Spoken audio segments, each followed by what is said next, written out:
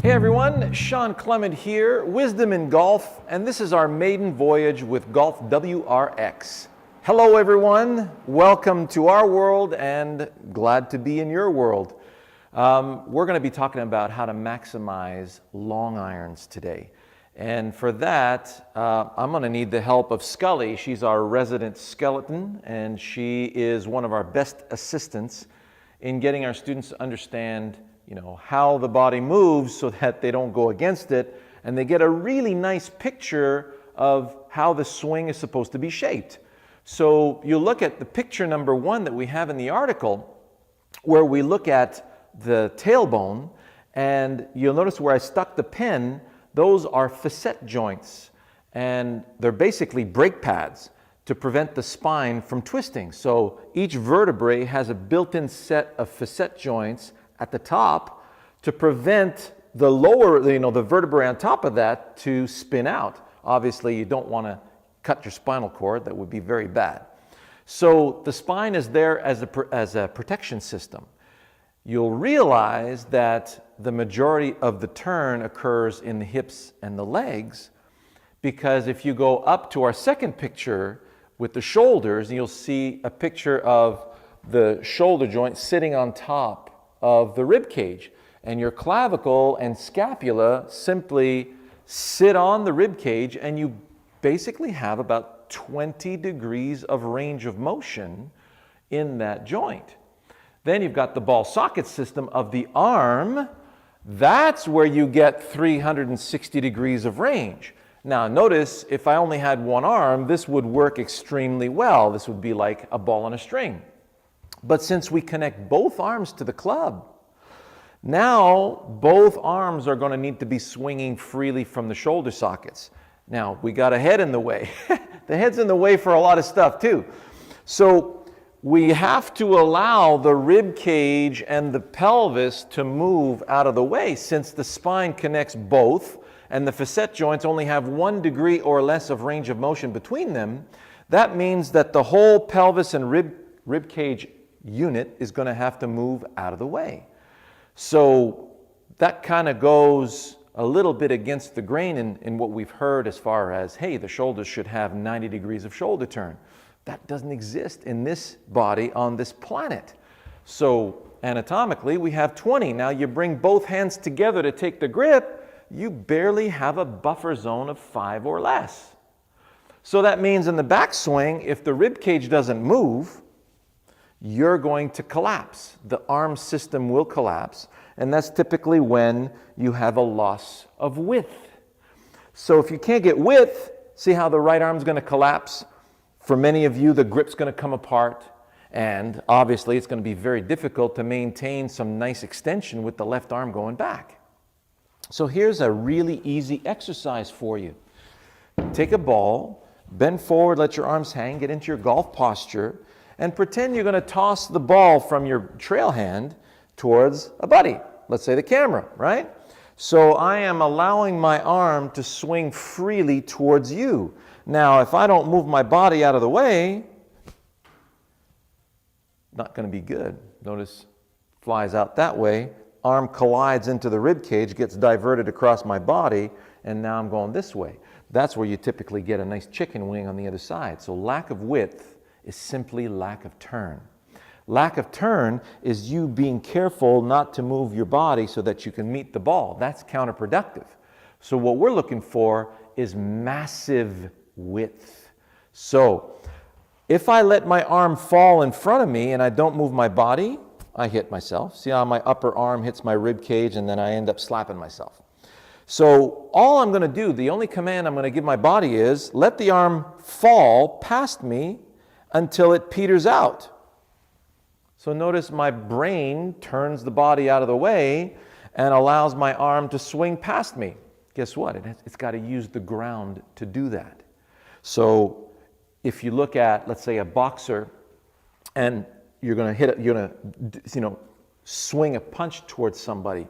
So you'll notice as you get ready to snap your punch, right away your brain's looking for the ground.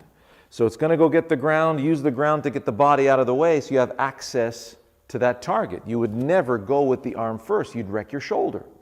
So if you were skipping a stone on water, there's the pond. So many of you will have no issues whatsoever in delivering that stone out there, but if I ask you questions after the fact, obviously you don't have to think about that. So many of you I ask, well, where did you let go of the stone? And many say here. And then they do it again and they realize, wow, yeah, it's right out here, well past me. Where's the body facing? The pond. Where's the weight on the front leg? When did the weight get there? Way before you threw. Many of you will think, oh, it's getting there about when I'm letting go of the ball. Well, that would ruin the kinetic chain. If you look at a baseball pitcher, huge range of motion, nice big rotation, they go to the ground first, then they're using the ground. The brain is using the ground to get the body out of the way, so the arm has access to the plate. Isn't that cool? All right. So the good news is you are already wired through pure self-preservation, right? We've been on this planet for a while, and the brain knows how to self-preserve. We're the best survivors on the planet. So in the backswing, don't let your left arm hit you. In the follow-through, don't let the right arm hit you. Out of the way, out of the way. And what we're going to do is we're going to let the arm club unit perform this beautiful wide arc. So if I take a longer iron here, let's say my 5-iron, and you'll notice, by the way, I just had a 9-iron in my hands. The 5-iron, it's about a 1/2 inch apart for each club. It's not that much longer than the 9-iron, but then when you look down at it, you're thinking, wow, that's not a lot of loft, and it feels a lot longer, right? Small increments for the brain actually feel pretty big. So then immediately you go into protection mode. You're thinking, I got to make sure I control this thing. It's got to be the opposite. You got to open up and give control away to gravity and create that ball on a string. So a ball on a string, if you give it to gravity, see how the G-forces of the swing track the ball? Now, if I want it to go down and hit that ball, I look at the blur where it's passing and my brain says, hey, we're too far, get closer. We're too high, get lower. There it is. So we're doing exactly the same thing. Now, just so you understand that if you try to hit the ball and the ball is your target, that is your worst possible enemy. That's the last thing that you want to do. And that will invariably cause you an over-the-top swing. You're doing over-the-top? Well, guess what? You're not defective, because over-the-top is necessary if the ball is your target. Think about it. If I wanted to take this club and I wanted to throw it at the target, it would look like this. No over-the-top there. If I want to take that club and throw it at the ball, perfect over the top, isn't it? Well, yeah, this is a perfect motion for me to throw the club at the ball. So if the ball's your target, your brain is going to go after the ball. So what we're looking for is a different visual through the ball. Now, many of you don't understand that the golf club is actually a grass cutting tool. Here's a makeshift grass whip, and you can find a grass whip at any of your local hardware stores. Here's one right here. See the blade?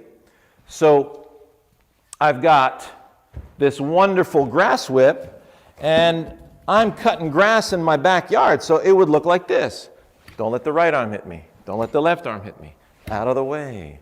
Out of the way. So notice I'm generating this beautiful momentum back and through, and all I'm doing, my only command is don't let the arms hit me and let the blade cut the grass in both directions. Notice that puts me beautifully on plane. So if I do the same thing with my long iron and all I'm doing is let the sole of the club cut the grass in both directions, see how that works? Now watch as I do it in front of the ball here. You'll notice that the sole of the club is going to brush the grass past the ball in each direction. See how wide that is? Wide, wide, wide, wide. So notice the swing is very wide in both directions. Just look at Bubba Watson's swing, okay? So for many years, he was longest on the PGA Tour, but people didn't realize that he was #1 in greens in regulation as well.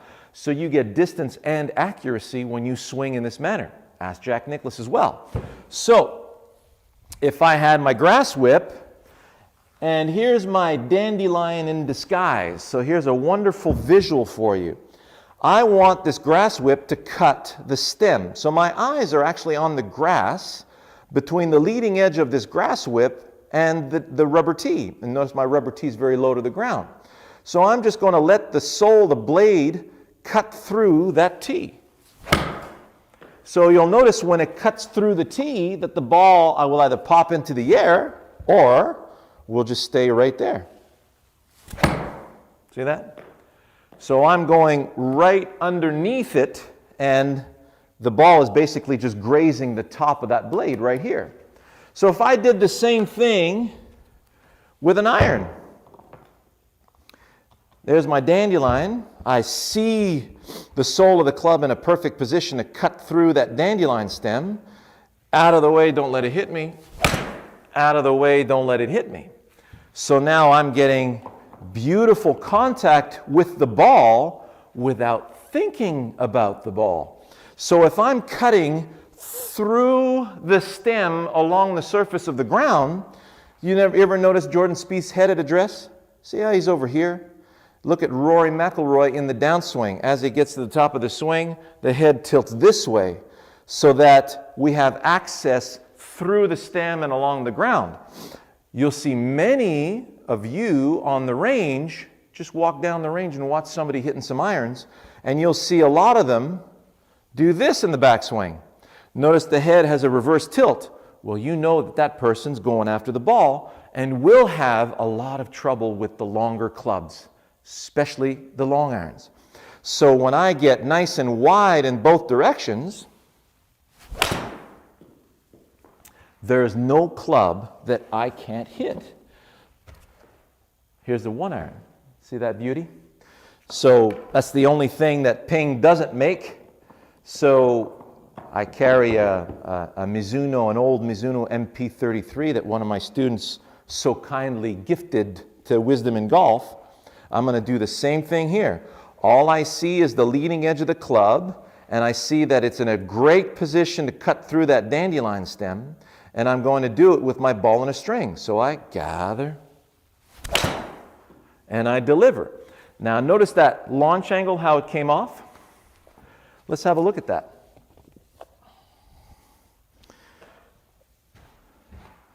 So 225 carry, and I'm got 254 total. So that's basically my 250 to 260 club off the tee. I've got 101 miles per hour club head speed right here. And you could see the launch. We're looking at the dynamic loft here, 10.7 degrees, about 11 degrees launch to get that with about 3,200 RPM, okay?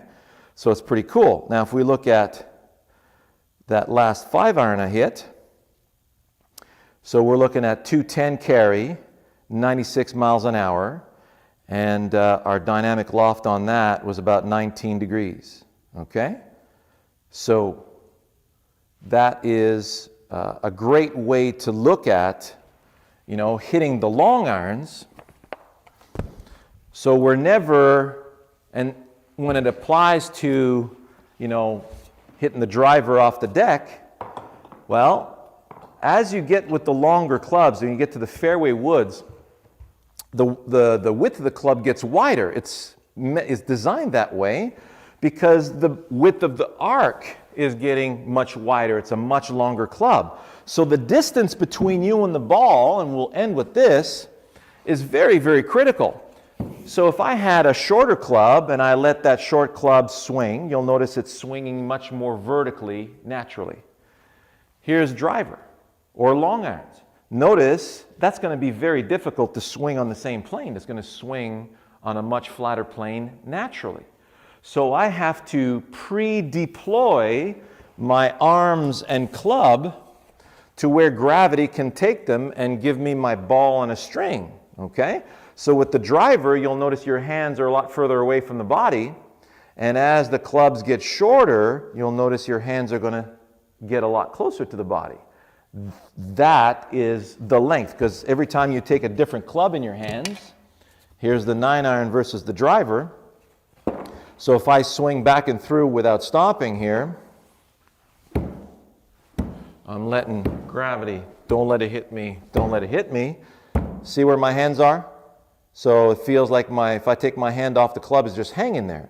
Well, that works very well for a 9-iron, but it would not work very well with a driver. If I do the same thing with a driver, well, then gravity's going to want to pull me here. See how I got some loose ends right now? So if I let that swing, notice how my hands are much further away from my body with the driver, but it doesn't look like I'm off balance. For many of you, it'll feel like you're reaching for the ball. This is reaching for the ball. You'd be off balance, your center of gravity would be off balance, versus here, where we pre-deploy to the arc that we're looking for. And it basically would be the same thing as if I had a 9-iron in my hands and the ball was way below my feet.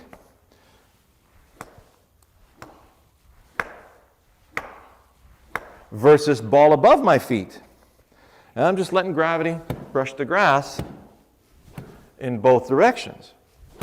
So notice I'm able to brush the grass nicely. This feels more like a 1-iron or a 4-wood, where this feels more like a sub-lob wedge, okay? So I hope that helped you, in your imagery as to, how wide your swing needs to be.